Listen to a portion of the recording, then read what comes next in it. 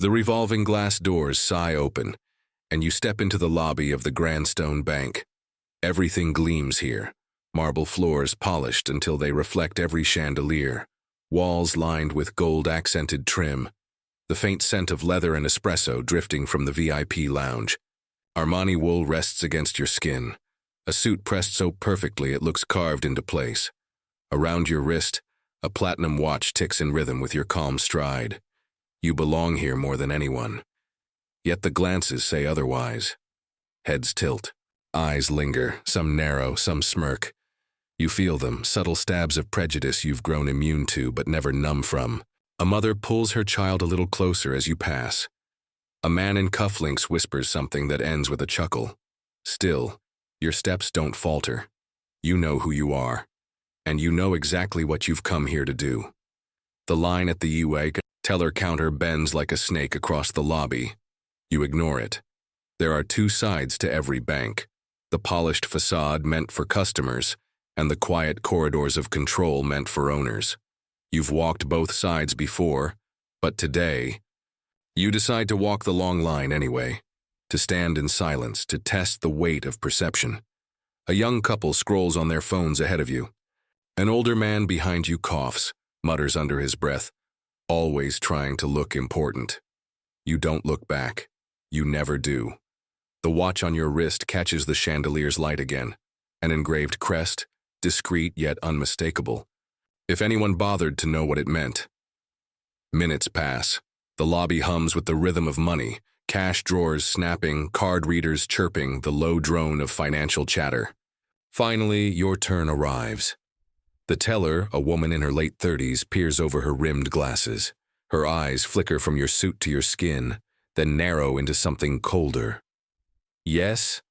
Her tone is clipped, sterile, but her smirk betrays. You slide a withdrawal slip across the marble counter. The amount written on the line is large, but nowhere near unusual for this branch. After all, this is the flagship downtown location, home to executives, investors, and CEOs who move millions before lunch. Her eyes widen when she reads the numbers. Then slowly a smile curls at the edge of her mouth, mocking, condescending. Sir, are you sure this is correct? Your voice remains steady. Yes, I'll need it processed immediately. She laughs, audibly, the kind of laugh designed not to share humor but to spread doubt. Heads turn. A few customers glance. Over. She doesn't lower her voice. This is unusual, very unusual. She taps the slip with a manicured finger. Withdrawals of this size require certain verification, especially when the account holder is. Her eyes drag across your skin like a verdict. People who don't usually handle this kind of money. The word lands heavy. People. A single word that slices like a blade. Phones start to rise. Someone at the back angles their camera, recording the scene before they even know what's about to unfold. You stand motionless, calm. You've weathered storms fiercer than this. Yet the sting of public humiliation burns the same every time, no matter how much steel you've built inside. She leans forward, voice dripping with false authority. Do you even have the proper ID? Because if this is a prank, sir, you need to step aside for real customers. Real customers. Another dagger gasps ripple from the line. A teenager in a hoodie mutters, Damn, she really said that? Fingers tap rapidly. Tweets, TikToks, hashtags forming like sparks. The teller's smirk widens as she pushes the slip back toward you. This isn't your world. Not this amount. Not this bank. Let's not waste time. Silence hangs heavy for a beat, broken only by the muffled click of a camera capturing your expression. You exhale, slow and steady. Because what's coming will silence this entire room. But what came next silenced the entire room. The slip rests on the counter between you and her like a challenge neither side intends to surrender. She taps it again, nails clicking against marble, her smirk growing as the audience gathers without being asked. Security, she calls out. Not loud enough to be an emergency, but just loud enough for everyone nearby to hear. A man in a navy blazer, bank badge glinting on his chest, begins walking over. His stride is slow, deliberate, like he already knows how this will end.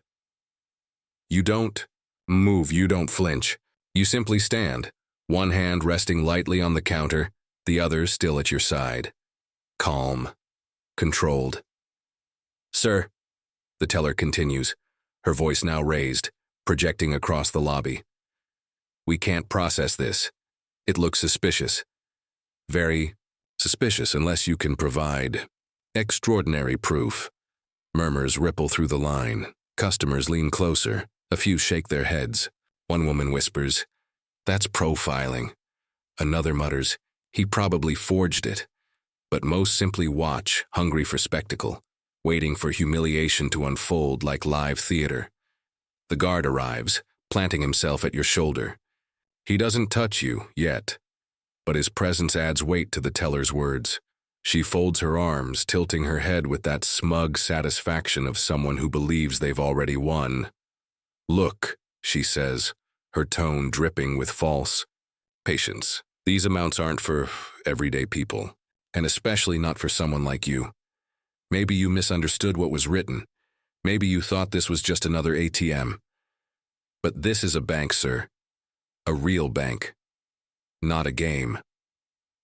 Her words hang heavy. Phones tilt higher, screens glowing as leave streams flicker to life. You catch glimpses. TikTok captions typing out "Bank refuses man's withdrawal." Twitter hashtags sprouting like wildfire. "Bank humiliation" in profiling at Grandstone. Every second adds fuel to the fire. Every insult becomes a spark. The guard clears his throat. "Sir, maybe step aside? We can resolve this elsewhere." But you don't step aside. You plant your gaze firmly on the teller, your voice calm, steady, unshaken. "Run the transaction, that account is mine." The teller's laughter rings sharp, cutting through the marble hall. "Yours?" She repeats the word like it's absurd. "Sir, even if this paper were valid, which it isn't, you'd still need clearance from management. And trust me, management doesn't waste time with fantasies." The audience reacts in waves. Some gasp, some laugh nervously, some film closer. One man whispers, "This is going viral right now." The teller notices the phones, and instead of retreating, she leans into the spotlight. Her voice grows louder, theatrically scornful. "Ladies and gentlemen, this is why we have security protocols. Imagine if anyone could just walk in, scribble a number, and pretend they owned millions." Her laughter rings again, joined by a few awkward chuckles from those too timid to resist the crowd. The humiliation is now deliberate, designed for the cameras. You stand perfectly still, every muscle under control. Inside, your patience threads thin. But your silence isn't surrender, it's calculation. Because humiliation has always been the prelude to revelation. And revelations always arrive too late for people like her. The guard shifts uneasy. Perhaps he senses it. Perhaps the calm in your posture unnerves him. But the teller? She's blind in her arrogance. "Sir," she says, tapping the slip once more, "why don't you admit it? This isn't your world. These aren't your numbers. These aren't your accounts. Walk away before you embarrass yourself further." But what came next silenced the entire room. The laughter still echoes when a new voice cuts through the marble hall, smooth, commanding, dripping with arrogance. "What seems to be the problem here?" The crowd parts slightly as a man in a tailored navy suit strides forward, his glossy shoes clicking against the marble. His tie is crimson silk, his watch gold, and his smirk is already locked in place before he even knows the details. He doesn't need them. He's the branch manager. And managers don't question their employees, not when prejudice fits the story so neatly. The teller straightens, suddenly energized. "Mr. Harlan, this gentleman is attempting a withdrawal. An impossible one. No valid proof, no authorization. I was just ensuring protocol." Mr. Harlan's eyes land on you like a weight meant to push you down. They linger on your suit, your watch, your skin. He exhales sharply as though the sight alone confirms everything. "Impossible?" he repeats with a grin. "I can see that from here."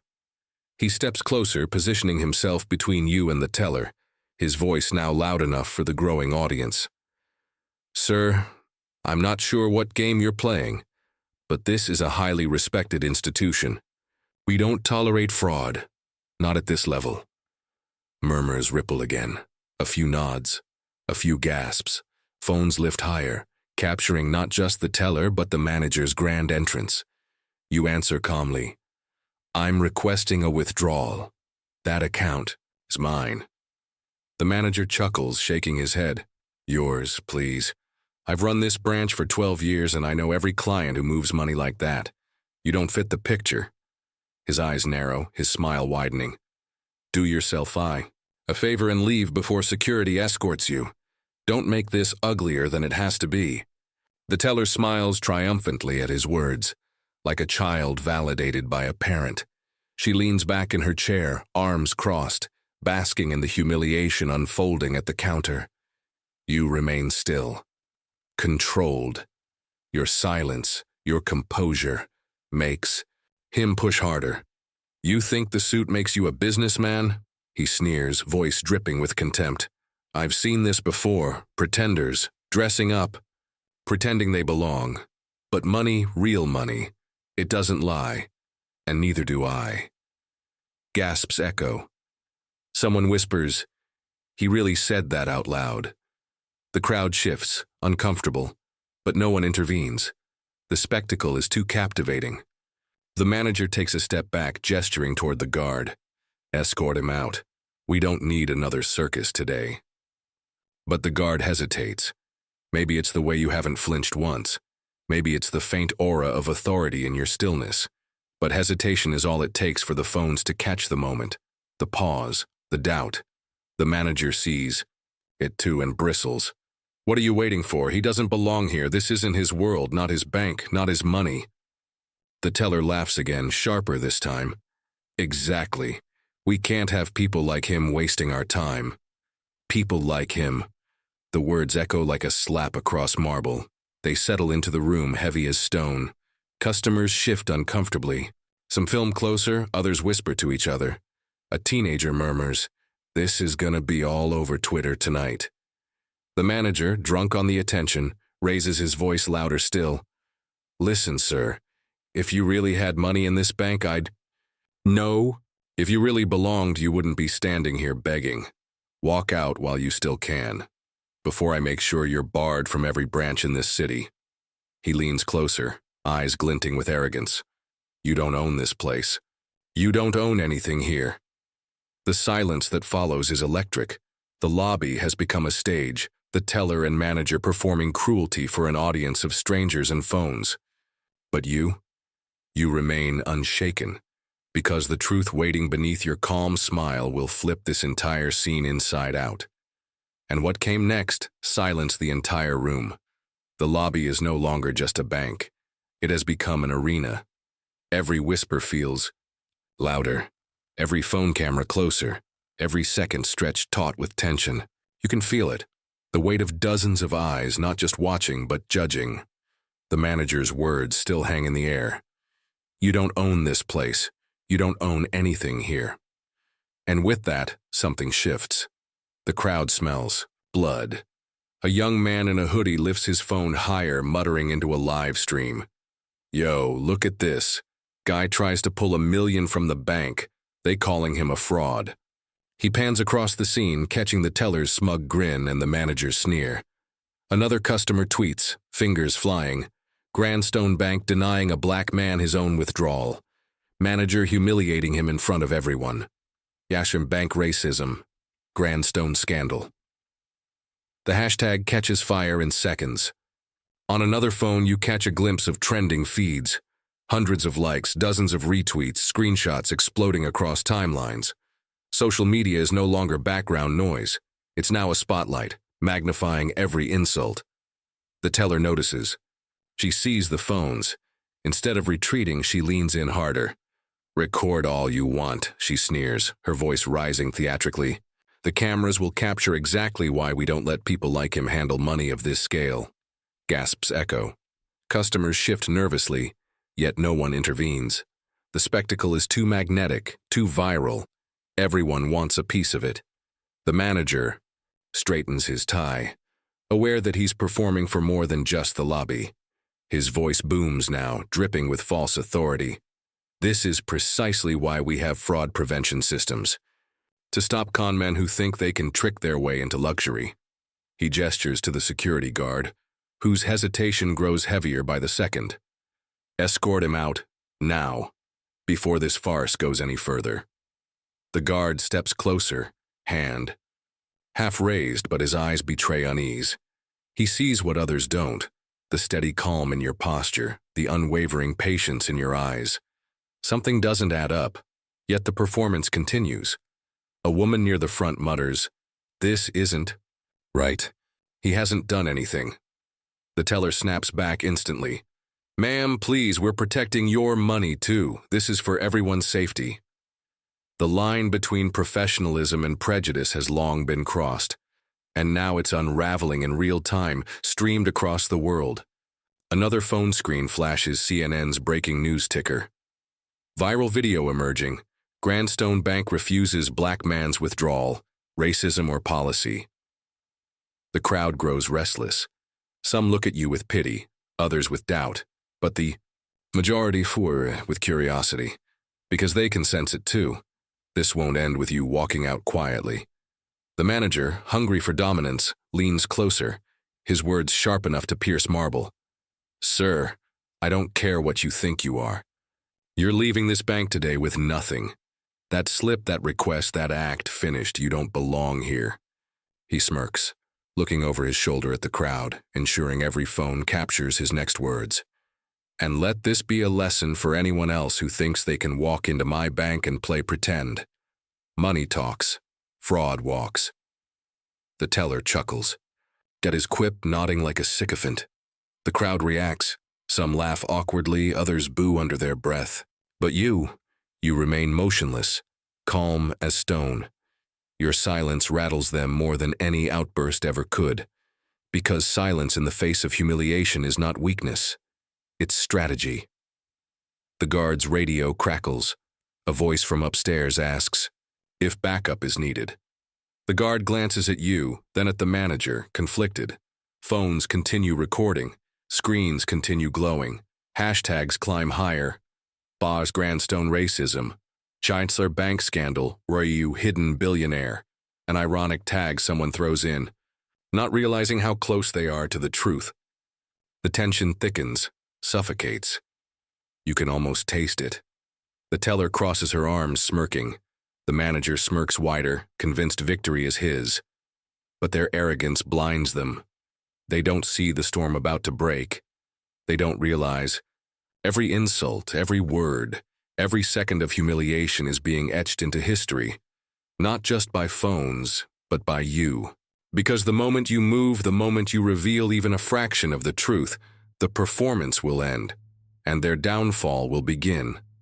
The crowd leans closer, breathless. The cameras hold steady. The manager squares his shoulders one last time, confident he's crushed you. But what came next silenced the entire room. The teller's laughter still rings when you finally move. Slowly, deliberately. Not a twitch of anger, not a crack in your composure, just calm, measured precision. Your hand slips into your inner jacket pocket. For a moment, the manager smirks. Wider, mistaking the gesture for desperation. Papers, fake IDs, another excuse. But what emerges isn't paper. It isn't flimsy at all. It's metal, solid, heavy, platinum. The room tilts on its axis as you set it down on the marble counter with a quiet click. Not loud, not sharp, but heavy. So heavy the silence afterward feels deafening. The teller frowns, confused. She picks it up with 2 fingers, expecting a business card or some novelty trinket. Her smirk wavers as she turns it over. Etched in platinum, unmistakable under the chandelier's light, is the crest of Grandstone Holdings itself, the parent company of the entire banking chain. The crowd shifts. Gasps break through the silence. The guard stiffens.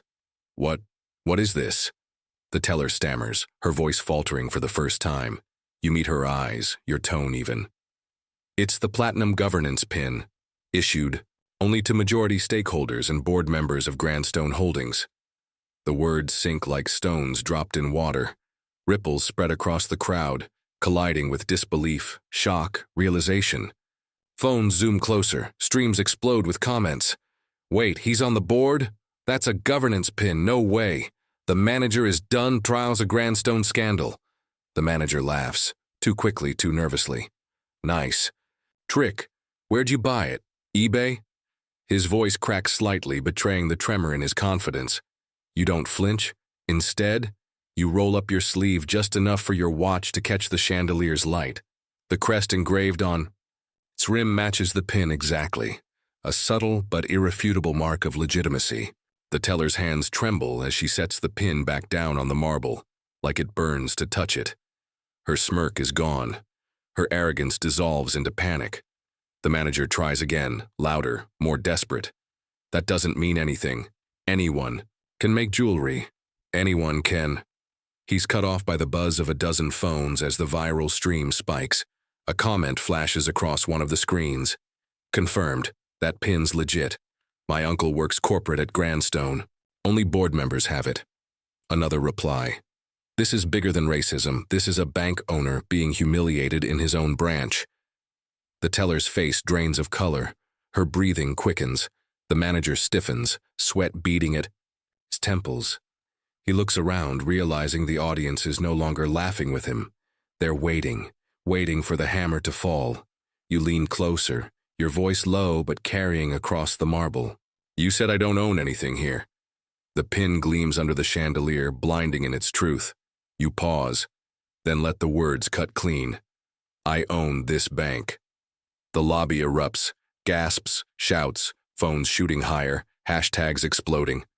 The guard takes a full step back, eyes wide. The teller stumbles against her chair. The manager goes pale, choking on words that no longer form. Screens light up everywhere. He owns the bank. Grandstone collapse, caught in 4K, humiliating their boss. This man just ended their careers live. The silence that follows is more crushing than any shout could ever be. Every sound, the tick of your platinum watch, the faint hum of lights overhead, becomes sharp, deafening. And then slowly, deliberately, you reclaim the pin, slipping it back into your jacket. The teller whispers, "Oh my God." The manager staggers back, muttering, No, this can't." His bravado crumbles, his performance collapsing like glass under a hammer. But you remain still, calm, watching the world catch up to the truth you've carried all along. And what came next silenced the entire room. The manager's voice cracks as he stumbles backward. His shoes scrape against the marble floor, echoing in the suffocating silence. The teller sits frozen, her eyes wide, her mouth half open as though mid-sentence, unable to finish. And then the sound of hurried heels and polished shoes cuts through the lobby. Executives. From the frosted glass doors behind the tellers, counter 3 figures appear. 2 men in pinstripe suits, 1 woman in a charcoal blazer with the Grandstone insignia pinned to her lapel. Their faces are pale, drawn tight with urgency. They've been watching the live streams. They've been summoned by chaos. The woman steps forward first. Her voice trembles, not from weakness, but from the gravity of recognition. "Sir." She lowers her head slightly. "We weren't expecting you here today." Gasps ripple through the crowd. The executives don't even look at the teller or the manager. Their eyes are locked on you, and their deference is unmistakable. The teller stammers, "Wait, you know him?" One of the men rounds on her, fury flashing across his face. "Do you have any idea who you've just insulted? That's Mr. Carter, our majority shareholder, the man who signs the checks. That pay your salary." The lobby erupts again, gasps, shouts, camera flashes. Phones shake as streams spike with comments flying faster than anyone can read. He's the majority shareholder? Teller humiliated her own boss. Grandstone downfall. CNN just picked it up. This is insane. The manager's jaw drops, his skin flushes crimson, then drains pale. No, this is a misunderstanding. I was only... The executive cuts him off with a slicing hand. Enough. I've seen the footage. We've all seen it. This isn't a misunderstanding. This is career suicide. The teller whimpers, her smirk long gone, her arrogance shattered. She tries to stutter an apology, but her voice collapses under the weight of the crowd. The phones. The truth. You don't move. You don't raise your voice. You don't need to. The executives do it for you. Effective immediately, the woman announces, her voice cold and clear. Both of you are terminated. Security. Escort them out. The guard hesitates. The teller and manager both look at him, eyes pleading. But the guard simply nods, his expression grim. The balance of power has shifted and everyone knows it. The manager lunges forward, desperate. Wait, I didn't know. He didn't say who he was. You finally speak, your voice calm, razor sharp. I didn't need to. Phones catch. The line instantly. Comments light up. Cold, absolute billionaire energy, I see quote of the year. I didn't need to. The guard places a firm hand on the manager's arm. The once arrogant man struggles, then sags in defeat. As he's dragged toward the doors, the teller follows, tears streaking her face. Their humiliation is complete, broadcast to the world, sealed by their own arrogance. The executives turn back to you, their voices soften, reverent. Sir, please, let us escort you upstairs to the boardroom. We'll make sure everything is handled discreetly from here. But you shake your head, your eyes still fixed on the lobby, on the phones, on the witnesses. Not discreetly, you say, your voice measured. Publicly. Let the world see how this bank treats its own. The executives exchange nervous glances, but they nod, because they don't argue with majority power. They obey. A notification buzzes on someone's phone nearby. CNN's live. Ticker. Breaking viral video shows bank shareholder humiliated by teller, manager, corporate reckoning underway. Another alert. Grandstone collapse trending, Subra 1 worldwide. The lobby is no longer just a place of marble and glass. It's the stage of a collapse, an empire's credibility crumbling, one stream at a time. You stand silent in the center, unshaken, untouchable. The executives hover, desperate to make amends, to contain the fallout. But you don't rush. You let the silence drag, let the cameras drink every second. Because humiliation has transformed into revelation, and revelation has become reckoning. And what came next silenced the entire room. The door slams shut behind the teller and the manager. Their protests fade into muffled echoes, swallowed by the marble walls and the deafening silence left in their wake. The crowd doesn't clap, doesn't cheer. They just stare. Phones. Still raised. Streams still live. Millions now watching. The executives shift uneasily, as though waiting for your verdict. The woman in the charcoal blazer speaks first, her voice fragile. Mr. Carter, please allow us to handle the damage. Control. The footage, it's already everywhere. We'll draft statements, fire both employees. Compensate you for the... You cut her off with a glance, not a word, just a glance. She falls silent immediately. Your eyes drift across the lobby. The marble gleams. The chandeliers shimmer. And yet, all you see is the reflection of arrogance. Of people who believed a suit couldn't belong to you. That money didn't look like you. That ownership had a color. Their downfall is carved into every trembling breath around you. The manager's last words echo faintly in your mind. You don't own this place. You don't own anything here.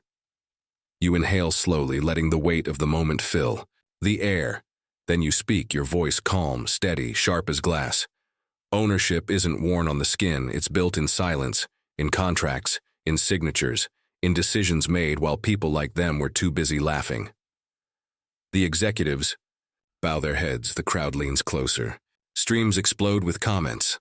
The woman executive tries again. Sir, the media will demand a statement. You shake your head. They already have one. You nod toward the phones. Let the footage speak. The world doesn't need my words. They need the truth they just watched unfold. The guard clears his throat, uneasy.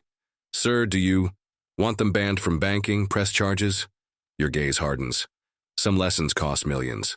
For them, one mistake will cost everything. The words fall like a verdict. cold, irrefutable. The crowd reacts in waves. Gasps, murmurs, phones capturing every syllable. The executives exchange panicked glances. They know it's true. The teller and manager aren't just unemployed, they're finished. No bank, no corporation, no investor will ever touch them again. One of the executives dares to speak. "Sir, what shall we tell the press about your withdrawal?" A small smile touches your lips, the first all day.